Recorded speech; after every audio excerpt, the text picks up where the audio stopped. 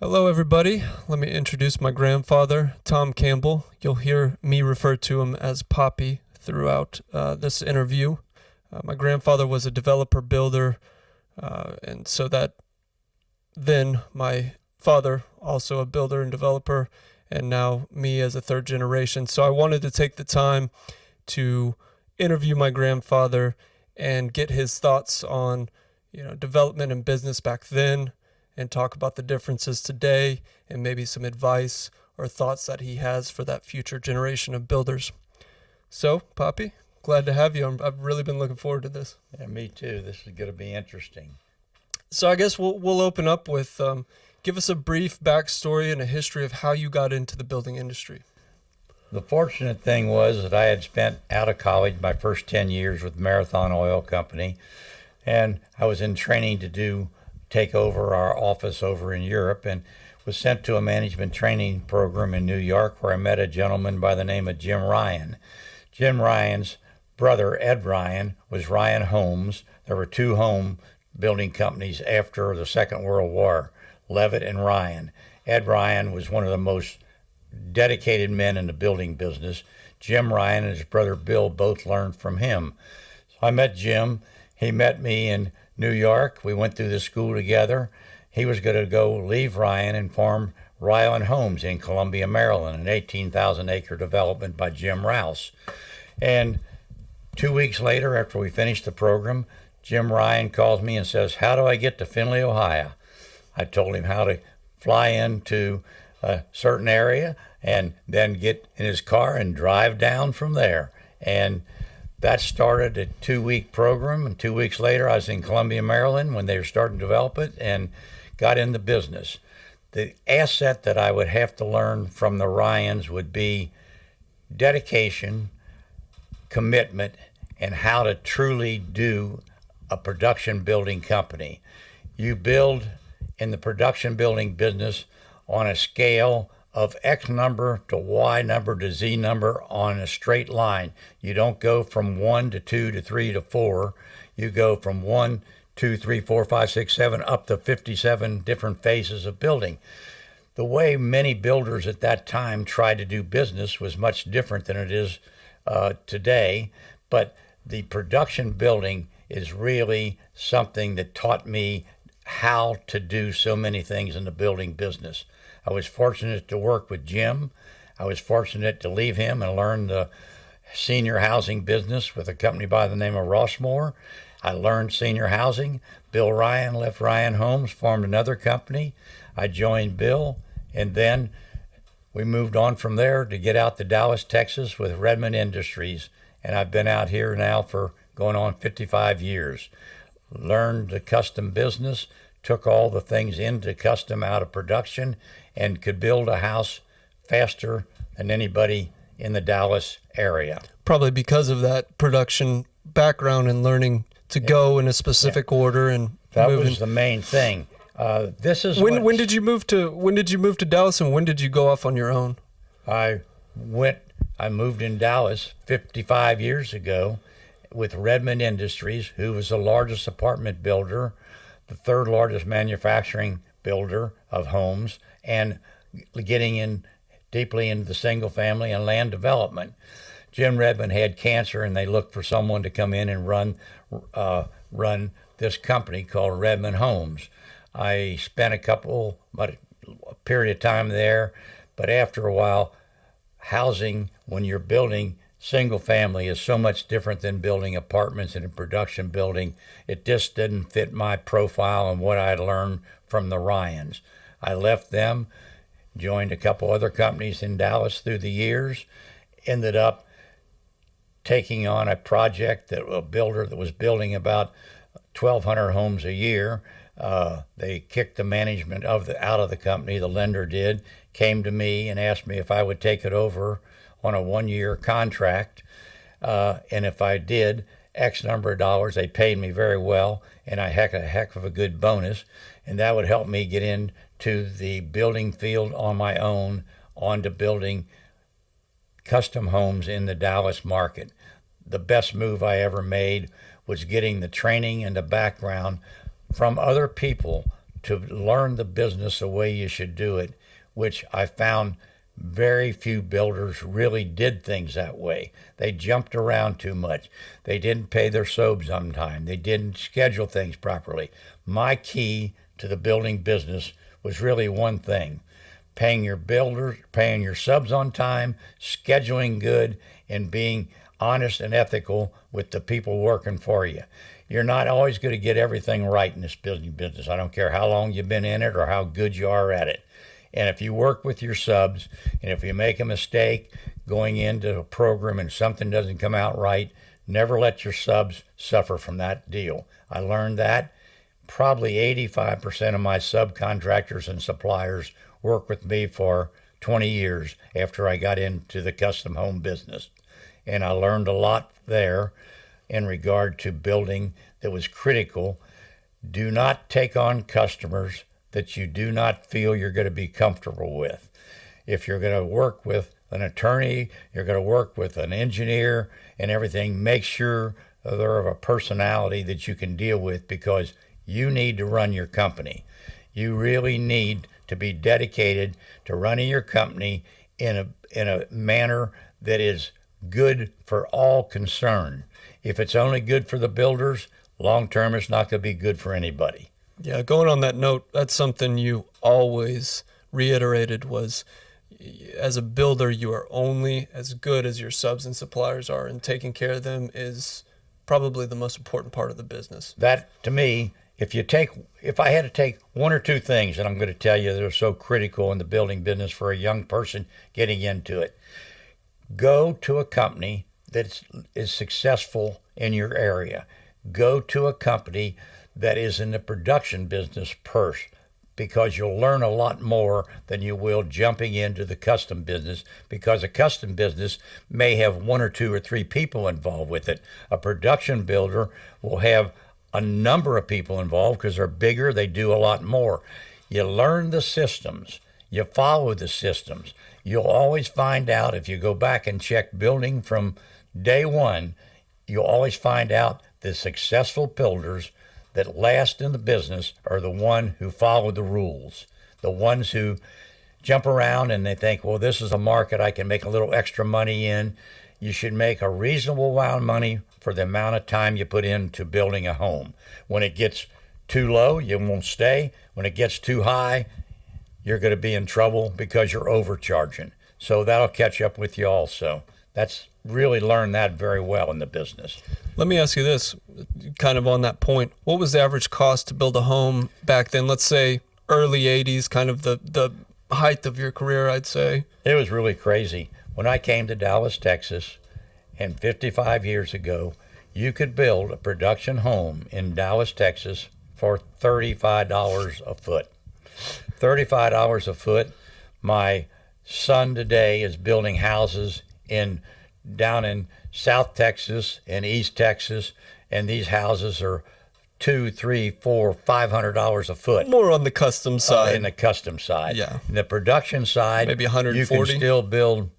Probably you could still build production housing like a Highland Home Company that's been very successful in Dallas. Good products, yeah. And they built a pretty daggone good production home. They're probably in the $110, $120, $125 a foot range. And that's only if you control your building. You control your subs, you control everything else. If it gets out of control and you got subs that are walking off the job or things, your cost goes up. Do you think you have and I didn't prep him with any of these questions, this is just the first time for him to hear them as well, a proudest project here in Dallas? Let's talk single family homes. Is there anything in particular, an experience of building that stands out to you as maybe one of your favorites for a certain reason? It's really interesting when you ask that question. When I got out of working for other companies, and I learned a lot from each one of them, every experience I've tried to really pick up a lot of information from. When I got into building my first home, I only worked with one architect, Fred Wynn, a gentleman that we work with on production building, owned a company here in town, and he said to me, Tom, he said, you're going to be particular as can be when you get in the custom business on your own. I'm not geared for that in running my operation. I need to introduce you to a architect who is really dedicated to this type of building that you're going to do. His name was Fred Wynn, Dallas Design Group.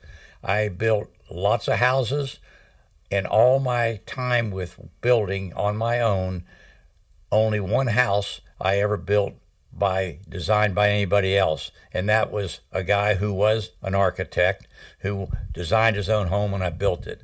I turned down generally more building opportunities than I built each year because I was very selective. I learned that early on in the business. I was very in the custom business particularly. Make sure that you and the person you're going to be doing business with, the husband and wife, are compatible with your thoughts, the architect's compatible with your thoughts, and just remember one thing. Make it clear from the beginning, you're in charge. The designer's not in charge, the architect's not in charge. You brought them in together to put this program together that would work successfully, and then you do not want anybody trying to change your pattern of how you do things. That's the thing I learned from the day ones. Going back to how you learn something, you learn from somebody that's done it a number of times that's successful. Nobody in the production housing was ever as successful probably as the Ryans. Levitt was very successful. Ryans, they became one of the top builders in the United States production-wise. I wanted to be in Dallas known as a top-notch builder. I moved to Dallas, and president of the company that I came here for, a production builder, and I had the best custom builder build my first house that I lived in for my first 8 years in Dallas till I went out on my own. That was that was Peter Shattuck. Peter Shattuck is still in business today in Dallas, Texas. There were three of us that built and did business with Mercantile Bank. I built a lot of my houses on a line of credit after I got myself established, which was a lot easier than doing construction loans. But you have to have a fabulous background, you have to have money in the bank, and you have to have money to build on a line of credit.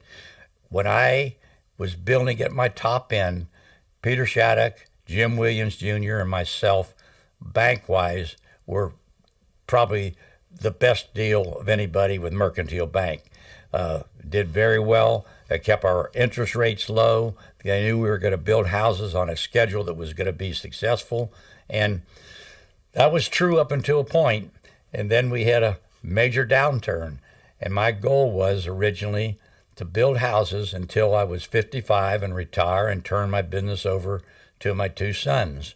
At that time, we had a downturn, and I lost more money than I ever thought I'd lose in anything in my life because we were built out. We had certain spec houses, and the three major banks at that time during this downturn, they crashed in Dallas, Texas. After a period of time, they were out of business. And that's unbelievable that the three major banks that were doing business with builders in Dallas, Texas at that time crashed out, did not make it through that downturn. We were going to retire at 55. I was 54, retired, built a nice house in Florida that we were going to spend time in. In Dallas, we had a beautiful home here too. And that's kind of the pattern that I took. I've been retired since I was 54, and I'll be 93. I was going to say, you're 93 now. 93 August the 1st, and wow. Still kicking and still able to do everything I want. And my biggest asset was I taught both of my sons how to build the right way. One followed me 110%. The other one followed me as far as being a great builder, but as far as the dedication from going from 1 to 57, he'd go from 1 to 5, back to 4, back to 3, and then jump up to 12. My one son in Atlanta did extremely well because he followed all the patterns I followed up and saved for a rainy day. My other son's a terrific builder, and he's taught his son how to do a lot of things, but his son, which is the guy that's here interviewing me for this, is very dedicated to the systems that I used when I started in the business. He's dedicated to following the patterns you have to follow. You may have to jump around a little bit more than I did when I started, as far as jumping around from following exactly the system I was working on. But I have to tell you that the opportunity today in the building business, I don't care if you are dedicated and a hard worker, ethical, honest, straightforward, you work with your subs properly, you don't have to build a lot of houses anymore. When I started in the building business, people said, "You're crazy. You're going to go out on your own and you're going to build 25 houses a year." And I'd always say to these people, if I can build thousands of houses a year with a company, do you think I can't go out and build 25 houses a year? The first 5 years I was in business on my own. I made more money than I ever made ever working for any other company. I saved more money and put it away for a rainy day. And that was my philosophy about life. It still is when I mentor young men. There's always going to be a rainy day in your pattern of life. No matter how smart, how good, how dedicated you are, always remember there'll be a rainy day no matter how good, and put away, save. And anybody I mentor, even to this day, a young man that's just started out as a junior in college at SMU, I've taught him like I taught his father, who I started mentoring when he's 12. He's now one of the most successful wrought iron companies in the Dallas market. Everything you do for a reason. Mentoring young people you do because you want to see people grow up smart. My grandson, who we're about as close as your own son will ever be to you, is the same way. He follows the patterns that we each talk about. If he doesn't like something the way I say it, he says, "Well, how about trying it this way? How about doing it this way?" He doesn't have to listen. No one has to listen to everything you do on a certain way of doing it. But you follow the general patterns of people who have been successful, and you'll probably end up pretty successful. Today, like I started to say, if you're good at what you do and you want to build in Dallas, Texas, 3 houses a year in the $1 million range, you can come out making a lot of money. If you build 2 houses a year, you can make a darn good living if you're good at it. It's hard to build anything less than $500,000 a year in any of the good markets in the Dallas market today. So you have to be committed to which pattern you're going to follow. If you can build a house in the high-end price range and you are committed to that, the time that it used to take me, when I started out in Dallas, I could build a custom house faster than any builder that was in Dallas, Texas market. And the only reason I could do that is I followed the things I learned in production building into custom building. Mm-hmm. Today, it is really, really difficult to follow the same pattern because of the lack of companies. There's very few companies that have the right amount of people in learning the electrical trade, the plumbing trade, the framing trade, the trim trade, all these trades that we really had a lot of people in. We need to get back into our educational system because these college education kids are getting out of college and they can't even find a job sometimes today. If you get back and you're good at what you do in the trade, you can come in to the electrical trade, the plumbing trade, the framing trade, the trim trade. You can make, starting out, $60,000, $70,000 a year. And when you get your company sliding up there, you can be making $100,000 range owning your own company. Yeah, 100%. And young people don't understand that. Our educational system, we have to get back to the system where we're putting in kids into training in school and then telling them that everybody doesn't have to go to college to make it through life. If you want to have a good life, you're committed to what you're going to do, if you follow what you learned in your distributed education programs and the high school program, take that into your training when you get out, and this is where you can be. But today, my grandson is going to have difficult time a lot of times because you can't find enough really skilled good tradesmen. Contractors. They're all retiring at this point. And commitment is something that we don't see today like we used to see. Commitment for these young people getting out, even out of college, they get out and they think, well, I should be able to make this much money. Well, you don't have any knowledge of anything. You got to go through a program to learn and be able to go through and say, I can make you X number of dollars if I'm making a good salary. If you learn from the guy you go to work for when you get out, or the company, you can take that down the line and do all the things you want to do. My thoughts are really very definite about this today. Young people do not all understand and need to go to college. We need to get back to a basic distributed education program in our schools, teaching all the trades, not just 3 or 4 trades. We need to give the people who have opportunity, that want to learn how to make a suit, how to be a tailor, how to run a shoe shop, whatever it might be. But in our building trades, we have to get back to getting. Today, it's almost a joke sometimes. I think we will get there. I think we've had this moment where, yes, everybody wants the shiny toy, the get-rich-quick scheme. Obviously, with the advent of the internet and all of these things, everyone pursued computer science and programming and this, that, and the other. But I do kind of see a turning point where we're realizing, to your point, if every good plumber retires and there's no more skilled plumbers left, who's going to train them? Well, but also that one good plumber that's left, he's going to be worth more than your attorney down the street. That's because exactly he's right. the only one that can do the job correctly. So I think we're kind of at that peak of the hill, and we're getting to a point where I see friends interested in getting into the trades and the quote-unquote boring businesses, because guess what? They're going to be more profitable than anything very soon.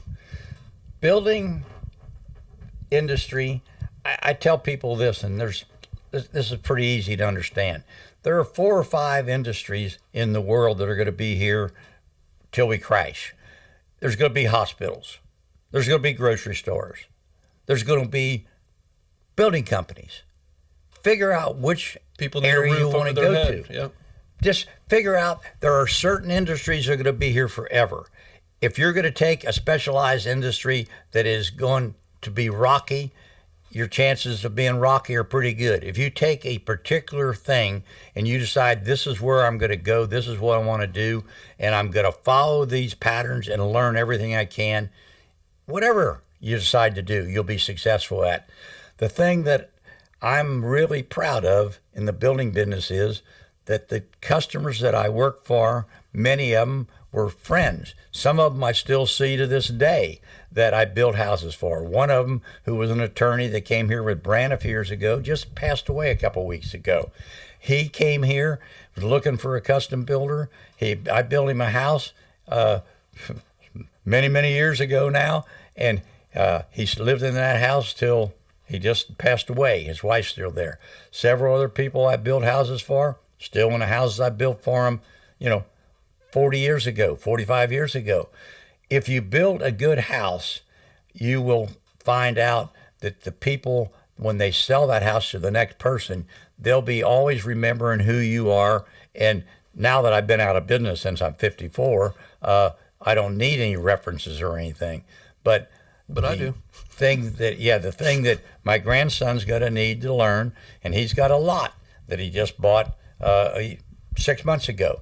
And it's in an area that we thought, my God, there's no lots up there. How could there be a lot up in McCamey subdivision that was built 40 years ago? And which he was a part of. A lot of what you've built out in the Right 80s. in that whole area. Farmland. Yeah. Now we'd have to go an hour outside of Dallas to find a lot, but we got lucky. You came into Dallas. You had Highland Park, University Park, far north Dallas. You got to get a gov there. You go to Plano. You go to all these areas out here. And today, Plano, Frisco, now we're in Salina building. Prosper, up on the north end of 75. McKinney going all new the way developments out. going in all the time.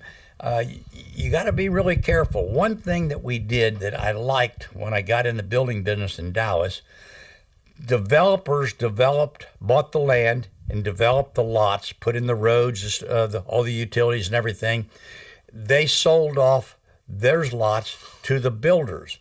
and the builders would commit to buy X number of lots, do their financing with the lender they used or whatever. And this was the way we did business in those days. Most of us didn't develop any lots. We didn't have to.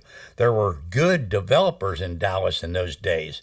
And you come into an area, if you had a good reputation, the developer developing those lots would do business with you. If you didn't have a good reputation, guess what? You weren't going to get any lots in Dallas, Texas. So that was critical. That's right. And that today is the same thing. If you want to build today in Dallas, Texas, you have to have a good reputation. This lot that my grandson has, Trinity has, in Highlands and McCamey, we worked on redesigning a house on the lot. It's a very difficult lot. Went to an architect who my grandson worked with on the design of it. It's a nice looking house, but we're talking about a 2,600 square foot house. This is going to have to sell for $500,000. Yeah.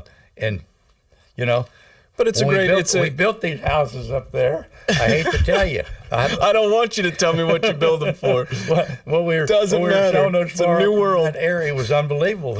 We built in Prestonwood. Then we moved right up into Campbell Road. Then we went up into Highlands and McCamey, owned by one family. All that property up there. They developed it, sold us lots. We bought lots, we committed. If you had a good reputation, you'd be on the list. If you didn't have a good reputation, guess what? You weren't building in these locations for sure. Yeah, that's going to be a fun one, and it'll be our first.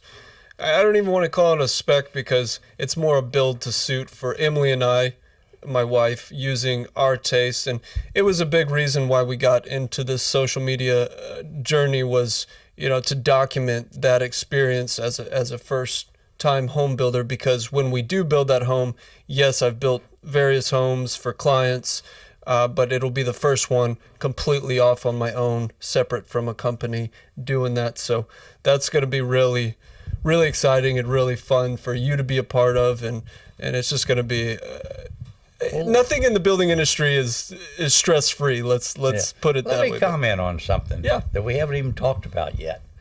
A gentleman that you worked for a couple years was a gentleman that I hired out of college years ago, out of college when he graduated. He was an architect. Extremely reputable I was with a guy by the name of builder. Ron Monison, and I ran the company basically.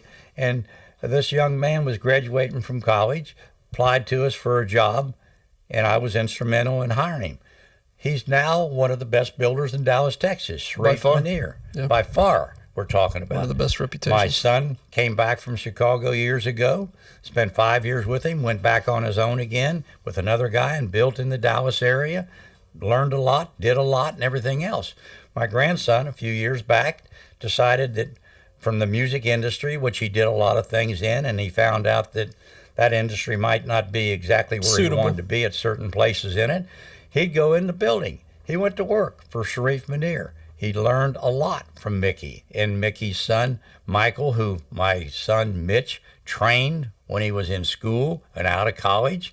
And Trinity learned a lot there.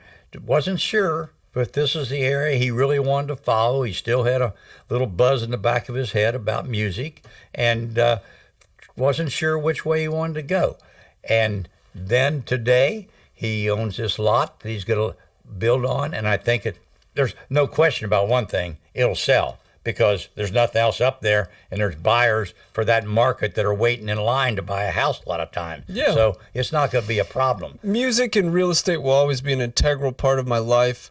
I just found, as far as a business, that building was more suited to who I am, the skills I have, also the systems that you've briefly discussed. I'm a system. I truly believe a company is as only good as their systems. You want to talk about good systems, and where I learned a lot of that in the building industry, I give credit to Sharif Munir. Talk about a long-standing. They survived that 84, 85 crash. Yeah. Mickey was able to float through that, and Tell him how he floated through. well, I'll let you do that, but he's been in business for 40 plus years, and as a custom home builder, to be in business that long and to see it through speaks volumes as to how good they are. How Mickey made it through when the banks collapsed. Don't ask me how all these things happen in life because I can't tell you the background. He was banking the same as some of the banks I was still banking at when he went out on his own. And all of a sudden one day turn around, everybody's in trouble in Dallas, Texas. I don't care how good you were, every builder here. Jim Williams Jr. is one of the best. He lost a big project down in Cruth home place. Peter Shattuck was successful. He lost a number of projects. Turn around one day where a lot of us are gone out of the business at that time. And here's Mickey Manier. And how did he survive? He had an investor that he went to that bailed him out and financed him through not only this downturn, after the downturn, even up until not too many years ago, financed him and backed him in the building business. Why would a guy do that? Sharif Manier must have done something good because he kept a relationship there for many years with this guy who's now passed away. And Mickey, to this day, as independent as you may be in the building business, has been very successful because he followed the things he learned in architectural school, which they don't teach you as an architect, the business of building. They teach you to be an architect. They don't teach you the accounting systems. They don't teach you the dedication to go from 1 to 57 or however phases you have if you in your building career. Trinity has done an outstanding job of that because of his learning ability in school and following systems. And actually, I'm kind of proud that I can say I'm a big part of him learning how to go through life and do your things correctly, honestly, ethically, and you'll be a winner. And that's the proudest thing that I can say. And I know whatever he does, whether it's building or any other type of thing that he gets into in the future, he'll be successful at.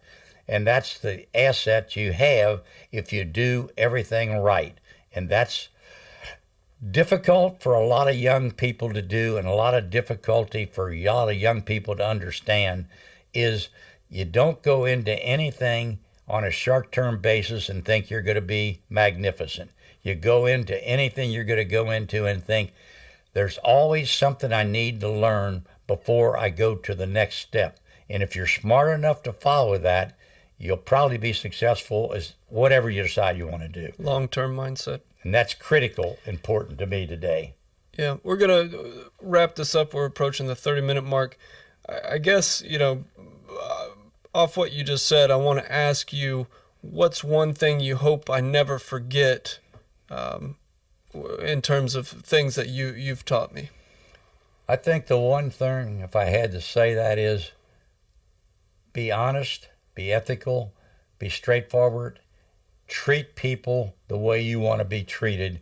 Because if you think you're going to take advantage of a sub by jumping to another sub for $1 less, you're not going to be successful. Be dedicated to the people who are dedicated to you, and your chances, I don't care what business you're in, a plumber, electrician, a builder, a developer, whatever it is, if you treat other people properly, you treat other people the way you want to be treated, and not just say that as a word. A lot of people say that, I want to treat you this way.